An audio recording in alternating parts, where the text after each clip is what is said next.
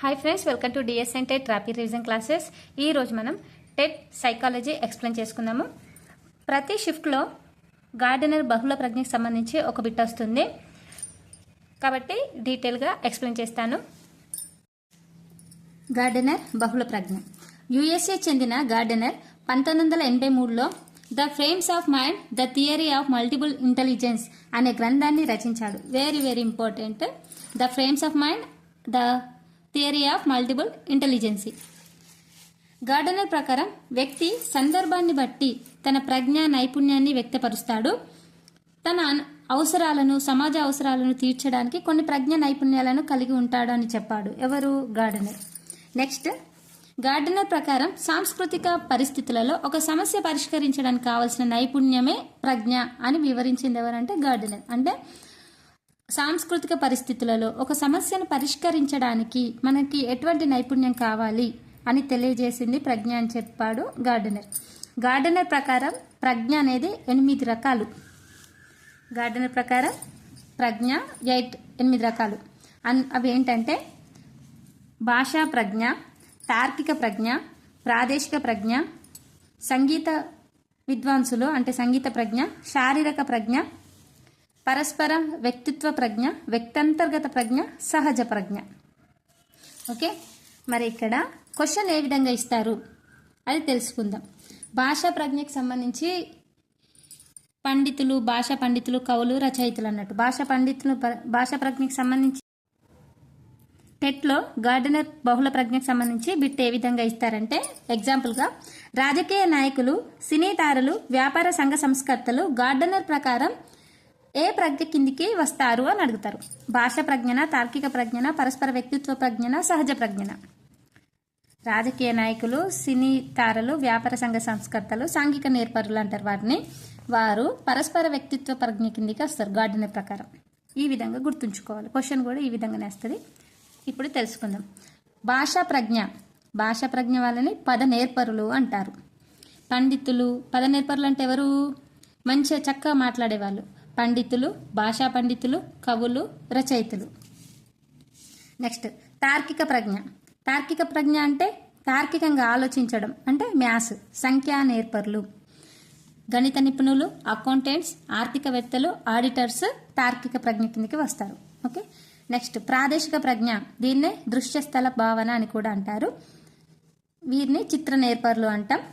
వీటి కేటగిరీ కిందకి ఎవరెవరు వస్తారు? శిల్పులు, టైలర్స్, చిత్రకారులు, ఇంజనీర్స్, ఆర్కిటెక్చర్స్, డిజైనర్స్. వీరిని గార్డెనర్ బహుళ ప్రజ్ఞకు సంబంధించి ప్రాదేశిక ప్రజ్ఞ కలవారు అని అంటాం. నెక్స్ట్, సంగీత విద్వాంసులు అంటే సంగీత ప్రజ్ఞ, సంగీత నేర్పరులు అంటాం. సంగీత విద్వాంసులు, గాయకులు. శారీరక ప్రజ్ఞ, శారీరక నేర్పరులు అంటాం. క్రీడాకారులు, నృత్యకారులు, పీటీ, యోగా చేసేవారిని శారీరక ప్రజ్ఞ కలవారు అని అంటాం. నెక్స్ట్, పరస్పర వ్యక్తిత్వ ప్రజ్ఞ.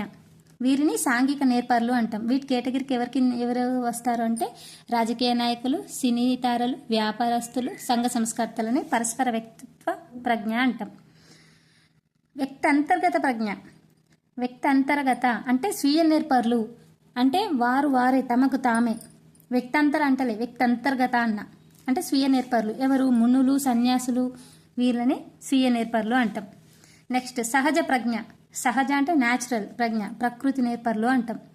సహజ ప్రజ్ఞ కలవారిని ప్రకృతి నేర్పరులు. వీరు ఎవరంటే టూరిస్టులు, రైతులు, జంతు ప్రేమ కలవారిని ప్రకృతి నేర్పరులు అంటాం. ఓకే, నెక్స్ట్, గార్డెనర్ ప్రకారం ఉపాధ్యాయునికి పైన తెలిసిన 8 రకాల ప్రజ్ఞా నైపుణ్యాలు ఉండాలి. అంటే వాళ్ళకి ఈ స్కిల్స్ అనేవి తప్పకుండా ఉండాలి టీచర్కి. భాషా ప్రజ్ఞ అంటే పద నేర్పరులు, వాక్చాతుర్యం ఉండాలి. సంఖ్యాపరంగా నేర్పరులు ఉండాలి. చిత్ర నేర్పరులు అయి ఉండాలి. సంగీత నేర్పరులు, శారీరక నేర్పరులు, సాంఘిక, స్వీయ, ప్రకృతి. ఈ 8 నైపుణ్యాలు, 8 ప్రజ్ఞలు టీచర్కి ఖచ్చితంగా ఉండాల్సినవి. నెక్స్ట్ ఎగ్జాంపుల్ ఒక క్వశ్చన్స్ అడుగుతా, ఆన్సర్ చెప్పండి. గార్డెనర్ బహుళ ప్రజ్ఞకి సంబంధించి చాగంటి కోటేశ్వరరావుకి ఉండే ప్రజ్ఞ. చాగంటి కోటేశ్వరరావులో ఉండే ప్రజ్ఞ అంటే అతను ఏం చెప్తాడు? వాక్చాతుర్యం ఎక్కువ. పద నేర్పరులు వాళ్ళని ఏమంటారు? భాషా ప్రజ్ఞ. పద నేర్పరులు అంటే భాషా ప్రజ్ఞ కలవారు.